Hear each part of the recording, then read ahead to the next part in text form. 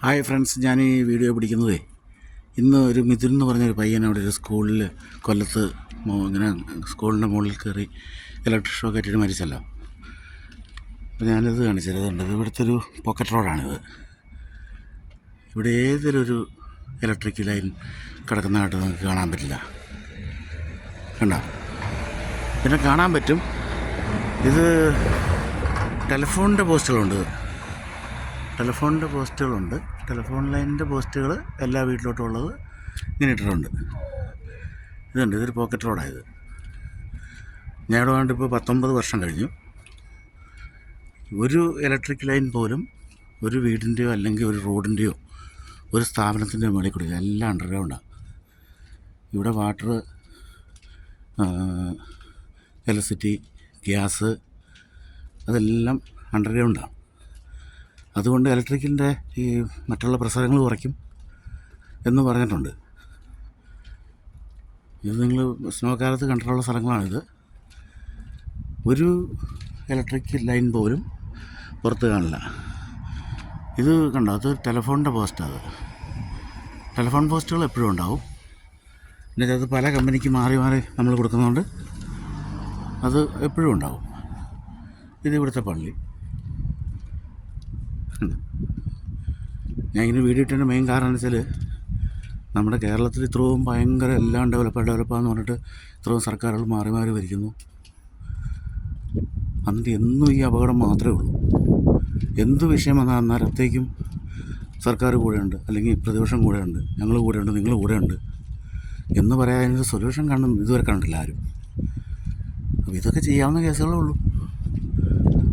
ഇത് എവിടെയെങ്കിലും ഒരു ഇലക്ട്രിക് പോസ്റ്റ് കാണിച്ചു തരാമോ?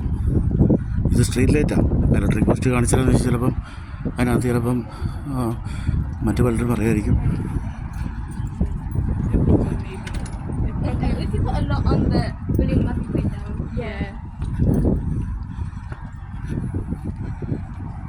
ഇതിപ്പോൾ ഞാൻ ചെല്ലുന്നൊരു മെയിൻ റോഡിലോട്ടാണ്.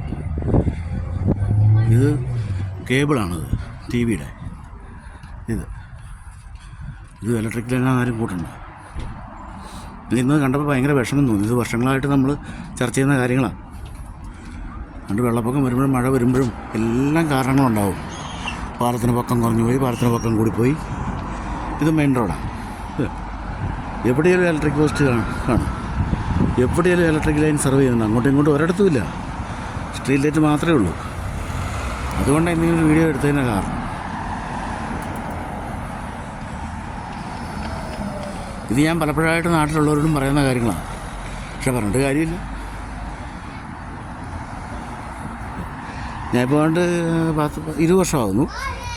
അന്നും ഇന്നും ഇത് തന്നെ സ്ഥിതി. ഇങ്ങനെ വെള്ളവും കറണ്ടും ഗ്യാസും എല്ലാം ഭൂമിക്കടിക്കൂടെ വരുന്നു. ഒരു റീവർക്കുകളും ഇല്ല. എന്നുവെച്ചാൽ അവരത് മുൻകൂട്ടി കണ്ട് അഡ്വാൻസ്ഡ്. ഞാനിപ്പോൾ താമസിക്കുന്ന കെട്ടിടം 100 വർഷത്തിന് മേലെ പഴക്കമുണ്ട്, 120 വർഷം പഴക്കമുള്ളതാണ്.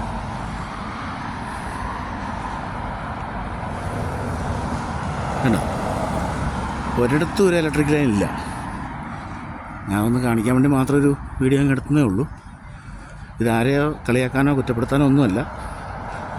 ഈ രാജ്യത്ത് ഇങ്ങനെയാണ്. അതുകൊണ്ട് ഇവിടെ എന്ത് മഴ പെയ്താലോ വെള്ളപ്പൊക്കം ഉണ്ടായാലോ കാറ്റടിച്ചാലോ, ഞാൻ വന്നിട്ട് ഇത്രയും വർഷമായി ഒരു സെക്കൻഡ് പോലും എൻ്റെ വീട്ടിൽ കറണ്ട് പോയിട്ടില്ല. മെഴുകുതിരി കത്തിക്കേണ്ട യാതൊരു ആവശ്യവും ഉണ്ടായിട്ടില്ല.